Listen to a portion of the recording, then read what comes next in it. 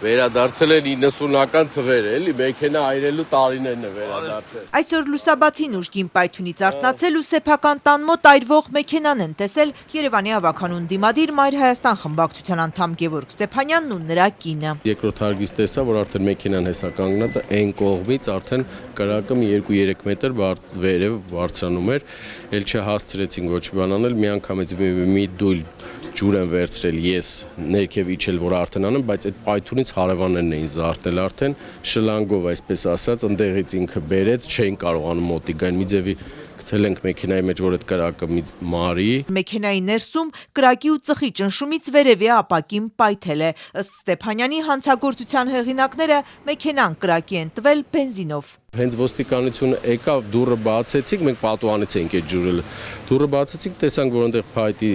ձողի նման բան կա, վրան փաթաթած շոր, բենզինով, իսկ այդ որ արդեն իրանք երևի շպրտել էին, մեջ բենզինել են հետը լցրել, որովհետև մեքենայի մեջ կողքը ձախ կողմը արդեն լիքը բենզին կար։ Բարեբախտաբար հրդեհը հասցրել են շուտ մարել, թե չէ աղետ էր լինելու, ասում է Ստեփանյանը։ Կրակն իր 3 մանկահասակ երեխաներին ննջարանի տակ էր։ Հենց մեքենայի վրայով գազատար խողովակ է անցնում։ Դրանից բացի հրկիզված մեքենան էլեկտրական էր, կրակը բարեբախտաբար մարդկոցներին չի հասել։ Բառեր չեմ գտնում ասելու համար։ Մարդիկ իրենց համար ապրում են, փոքր երեխաներ ունեն, երբեք ոչ մեկի հետ կոնֆլիկտի մեջ չեմ մտել։ Շենգավիթի այս փողոցում ավականու անդամի հարևաններն էլ են տարակուսած ու անհանգստացած։ Ով կամ ովքեր են հրկիզել ընդդիմադրի ընտանիքին պատկանող մեքենան։ Հոնդան գրանցված է հենց Գևորգ Ստեփանյանի անունով, վարում էր կինը։ Սա քաղաքական հաշվեհարդար է, ուրիշ ոչինչ։ Ստեփանյանը պնդում է տարիներ շարունակ մեքենան կայանել է նույն վայրում, իր տունը ոչ ճաղավանդակ ունի, ոչ տեսախցիկ։ Հայաստանում ասում է ինձնից նեղացած մարդ չկա, որ գա մեքենան վառի։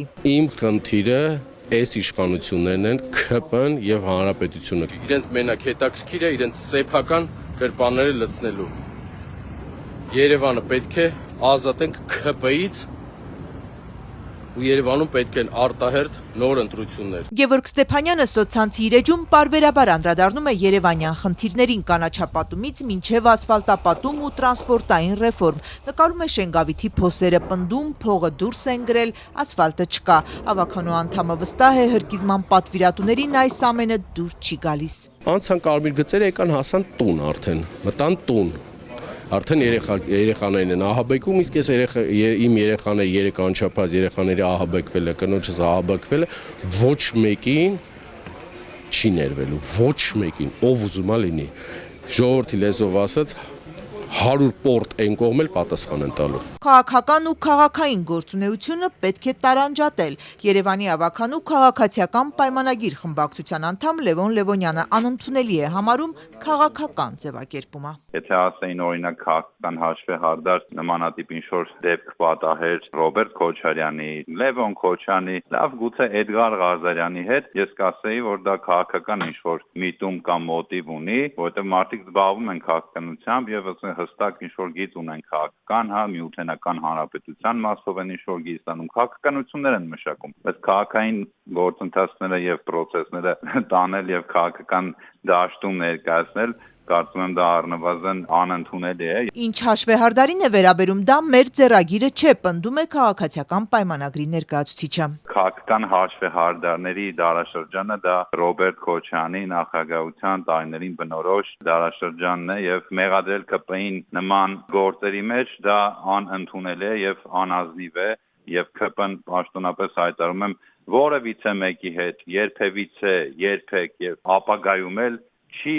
դիմում նման ձեռագրի։ Ավականու իշխանական խմբակցության ղեկավար Արմեն Գալջյանը առավոտյան, երբ ընդդիմադրի մեքենայի հրկիզման մասին հայտնի դարձավ, սոցցանցի իր էջում դատապարտեց հրկիզման դեպքը, գրեց. քաղաքական տարաձայնություններից անկախ նման արարքներն անթույլատրելի են եւ պետք է դառնան մանրակրկիտ ու օբյեկտիվ քննության առարկա։ Այդ ամբողջը պայմանավորված է համոզմունք ունեմ Գևորգի քաղաքական գործունեությամբ։ Մայր Հայաստան խմբակցությունից Մեսրոպ Մանուկյանը կասկած չունի այս ամենը կապ ունի Ստեփանյանի քաղաքական գործունեության հետ եւ հետևանքի այն բանի, որ օրինակ նոր-նորքի թաղապետը մարդ է ծեծում ու շարունակում պաշտոնավարել։ Ըստ նրա անպատժելիությունից էլ ծնվում է հաջորդ հանցագործությունը։ Մեքենայի հրկիզման դեպքի առթիվ քրեական գործ է հարուցվել, գույքը ոչնչացնելու կամ վնասելու հոդվածով։ Կասկածյալներ առայժմ չկան, տեղեկացանք քննչական կոմիտեից։ Գևորգ Ստեփանյանը հայտարարում է այս միջադեպից հետո ավելի եռանդով է գնալու իր ձևակերպմամբ իշխանական թալանի հետքերով ու ոչ միայն Շենգավիթում, բոլոր վարչական շրջաններում։ Ոչ մեկիդ օր ու արև չեմ տալու ձեր թալանածը ժողովրդի ձելով ասած ձեր քթերից բերելու եմ։